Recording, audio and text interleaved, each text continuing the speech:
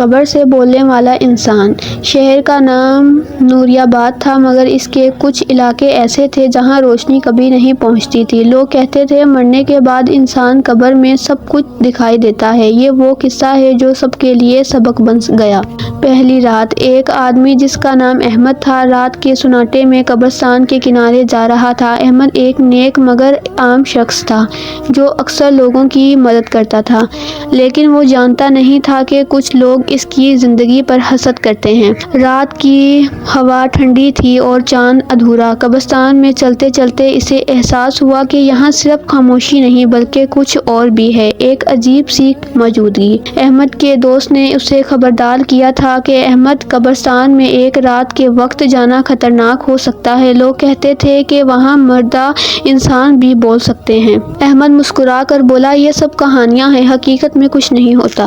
لیکن جیسے ہی وہ قبر کے ایک کونے سے گزرا، اسے محسوس ہوا کہ کوئی اس کی طرف دیکھ رہا ہے۔ زمین ہلکی سی کانپی اور ہوا میں عجیب سا سسراہٹ پیدا ہوئی۔ احمد نے رک کر کہا، کون ہے؟ دکھائی تو نہیں دے رہا۔ خاموشی۔ پھر اچانک ایک دھیمی لرزاتی ہوئی آواز آئی، مدد مدد، میں ہوں، انسان قبر میں۔ احمد حیران ہوا، اس کی آنکھیں بڑی ہو گئیں۔ یہ کیسے ممکن تھا؟ کیا قبر سے واقعی آواز آ سکتی تھی؟ پہلا سبق۔ احمد نے سمجھا کہ ہر انسان کو زندگی میں اعمال پر غور کرنا چاہیے۔ کیا میں نے اپنی زندگی پر حق ادا کیا؟ کیا میں نے اللہ کا خوف دل سے رکھا؟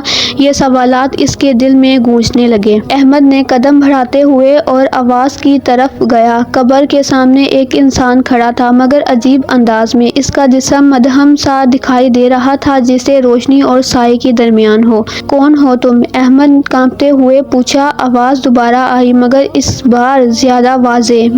میں ضمیر ہوں۔ یہ قبر میری ہے۔ میری زندگی میں بہت گناہ ہیں۔ اللہ نے مجھے سزا دینے کے لیے یہاں رکھا ہے، میری مدد کرو۔ احمد کے ہاتھ کانپنے لگے، دل زور زور سے دھڑکنے لگا۔ اس نے فوراً سمجھا کہ یہ کوئی خواب یا تصور نہیں بلکہ حقیقت ہے۔ ضمیر نے بتایا کہ وہ ایک امیر شخص تھا، مگر اس نے ظلم، دھوکے اور حرام دولت جمع کی۔ اس نے لوگوں کو حقوق مارے، یتیموں کو نقصان کیا اور اللہ کے احکامات کو نظر انداز کیا۔ اب مجھے قبر میں تنہا چھوڑ دیا گیا، ہر سانس میرے لیے عذاب ہے۔ کاش میری پہلی توبہ کر لیتا۔ احمد سن کر دنگ رہ گیا۔ اس کے دل میں خوف اور رحم کا ملا جلا جذبہ پیدا ہوا۔ احمد نے ضمیر کے لیے دعا کی، ہاتھ اٹھائے، یا اللہ، اگر یہ بندہ تیری رحمت کا حقدار ہے تو اسے سکون عطا فرما، اگر توبہ کے قابل ہے تو اسے بخش دے۔ اچانک قبر کے ارد گرد ہلکی روشنی پھیل گئی، ضمیر کے چہرے پر سکون آ گیا، آواز دھیمی ہو گئی۔ شکریہ، میں محسوس کر رہا ہوں کچھ سکون۔ احمد کی آنکھوں سے بھی آنسو بہنے لگے۔ اس نے جان لیا کہ یہ دعا کی طاقت واقعی لامحدود ہے۔ یہ واقعی احمد کو سکھا گیا، زندگی میں ہر عمل اہم ہے اور دعا میں اللہ کی طاقت ہے جو مردہ انسان کو بھی سکون دے سکتی ہے۔ احمد نے ضمیر کو سکون دیتے ہوئے آگے بڑھنے کا فیصلہ کیا۔ قبرستان میں ہر طرف خاموشی تھی، مگر اب وہ خاموشی خوفناک نہیں بلکہ پرسکون محسوس ہو رہی تھی۔ چاندنی زمین پر پڑ رہی تھی اور ہر قبر پر چھایا ہوا سایہ احمد کو سوچنے پر مجبور کر رہا تھا، کتنے لوگ یہاں اپنی زندگی کے اعمال کے حساب دے رہے ہیں اور کتنے اپنے گناہوں پر شرمندہ ہیں۔ اچانک ایک آواز آئی، پہلے سے زیادہ شدید اور لرزاتی، مدد مدد، میں بھی یہاں ہوں۔ احمد رک گیا۔ اس نے اپنے دل کو ہمت باندھی اور آواز کی طرف پڑھا۔ ایک قبر کے کنارے ایک آدمی کھڑا تھا، جسم تھوڑا سا دھندلا مگر آنکھوں میں خوف صاف نظر آ رہا تھا۔ آپ کون ہیں؟ احمد نے پوچھا۔ آواز نے جواب دیا، میرا نام فرید ہے، میں نے زندگی میں بہت ظلم کیا۔ لوگ کہتے تھے کہ میں خوشحال ہوں، مگر اب ہر سانس عذاب ہے۔ میں واحد نہیں، میری کئی غلطیاں مجھے یہاں لے آئی ہیں۔ احمد کے دل میں رحم آ گیا۔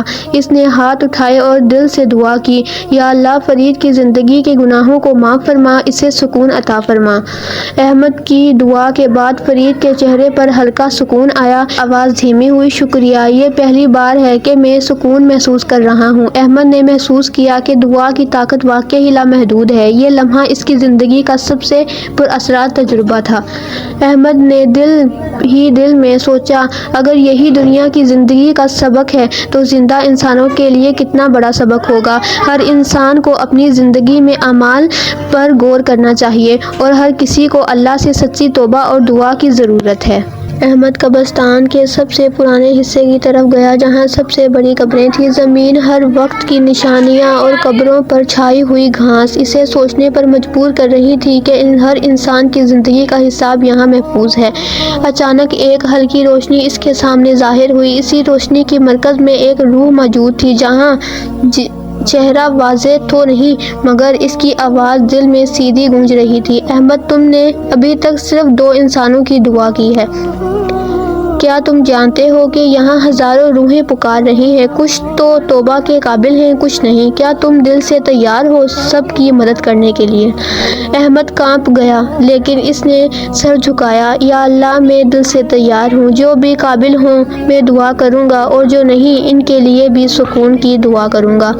روح نے مسکراتے ہوئے کہا، اچھا ہوا احمد، یہی زندگی کا سب سے بڑا سبق ہے۔ انسان کی ذمہ داری نہ صرف زندہ لوگوں کی مدد ہے بلکہ مردہ روحوں کے لیے بھی دعا کرنا ثواب ہے۔ اور یاد رکھو، ہر دعا جو دل سے نکلتی ہے اللہ اسے قبول کرتا ہے اور جو معجزہ پیدا کر سکتا ہے۔ احمد زمین پر بیٹھ گیا، ہاتھ اٹھائے اور ایک ایک کر کے قبرستان کے ہر قبر کے لیے دعا کرنے لگا۔ یا اللہ، جو بھی یہاں آرام سے نہیں ہے اسے سکون دے، اور جو گناہگار ہیں انہیں معاف کر دے، اور جو سچائی کے راستے پر ہیں انہیں مزید قوت عطا فرما۔ زمین پر ہلکی سی روشنی پھیل گئی، آوازیں دھیمی ہو گئیں اور قبرستان میں سکون کا ماحول چھا گیا۔ احمد نے محسوس کیا کہ اس کے دل ہلکا ہو گیا ہے۔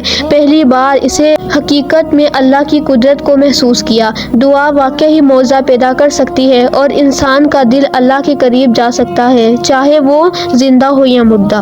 احمد قبرستان کے اندر چل رہا تھا مگر اب اس کا دل خوف زدہ نہیں تھا۔ اس کے دل میں اللہ کی رحمت اور دعا کی طاقت کا سکون تھا۔ ہر قبر کے پاس وہ رک رک کر دعا کرتا اور ہر آواز جو اس نے پہلے سنی تھی اس کے دل میں شفا یاب ہو رہی تھی۔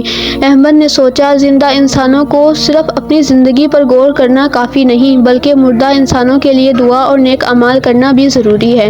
اسی لمحے ایک پرانی قبر سے آواز آئی، احمد، تمہارے دل کی نیت خالص ہے، تم واقعی اللہ کے دوست بننے کی طرف جا رہے ہو۔ احمد حیران ہوا مگر دل خوشی سے بھر گیا۔ اچانک ایک بچہ قبرستان کے کنارے کھیل رہا تھا، وہ کسی چیز سے ڈر کر رو رہا تھا۔ احمد نے اس کے پاس جا کر کہا، ڈر مت، یہاں کوئی نقصان نہیں ہے، میں دعا کر رہا ہوں کہ اللہ تمہیں ہمیشہ حفاظت دے۔ بچہ مسکرا گیا اور احمد نے محسوس کیا کہ زندہ لوگوں کے لیے چھوٹے اعمال بھی بڑے اثرات ڈال سکتے ہیں۔ احمد کے دل نے سمجھا کہ زندگی میں سے سب سے بڑی طاقت اور نیک نیتی ہے۔ یہ نہ صرف زندہ انسانوں کے لیے بلکہ مردہ روحوں کے لیے بھی سکون پیدا کرتی ہے۔ احمد کی شہرت اب شہر میں پھیلنے لگی تھی۔ لوگ اسے عجیب و پر اسرار انسان سمجھنے لگے تھے جو نہ صرف زندہ لوگوں کے لیے بلکہ مردہ روحوں کے لیے بھی دعا کرتا۔ مگر احمد جانتا تھا کہ یہ سب اللہ کی رضا کے بغیر کچھ نہیں۔ اس نے دل میں فیصلہ کیا کہ وہ اپنی زندگی مکمل طور پر اللہ کے لیے وقف کرے گا۔ ایک دن احمد کے پاس شہر کا ایک امیر آدمی آیا جو سخت طاقتور اور مغرور تھا۔ اس نے کہا، احمد، تم لوگوں کی زندگی میں دخل اندازی کرتے ہو، میری کاروبار اور دولت کے لیے بھی دعا کرو ورنہ تمہیں نقصان پہنچا سکتا ہوں۔ احمد سر جھکایا مگر دل میں خوف نہیں تھا۔ اس نے جواب دیا، میں کسی کے مال یا طاقت کے لیے دعا نہیں کرتا، میں صرف اللہ کی رضا کے لیے دعا کرتا ہوں۔ امیر آدمی غصے سے جلا گیا اور شہر میں افواہ پھیلا دی، احمد نے ہماری نقصان کے لیے دعا کی۔ لوگ حیران ہوئے، کچھ نے احمد سے سوال کیا، کیا یہ صحیح ہے؟ احمد خاموش رہا، اس کا دل جانتا تھا کہ یہ بھی آزمائش ہے۔ احمد رات کو قبرستان گیا اور ہاتھ اٹھائے، یا اللہ، میں سب کے لیے دعا کر رہا ہوں، جو بھی بدنیت ہیں ان کے دل بدل دے اور مجھے اپنی رضا کی خدمت میں قائم رکھ۔ زمین پر ہلکی سی روشنی پھیل گئی، اس کے دل میں اور شہر کے حالات بھی بدلنے لگے۔ احمد کی دعا اور نیک نیتی کا اثر پورے شہر میں محسوس ہونے لگا۔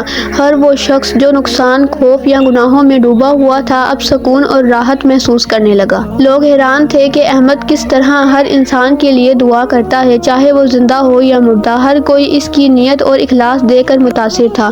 کچھ دنوں کے بعد وہ امیر آدمی جو احمد کو دھمکیاں دے رہا تھا، اس کا دل نرمی سے بھر گیا۔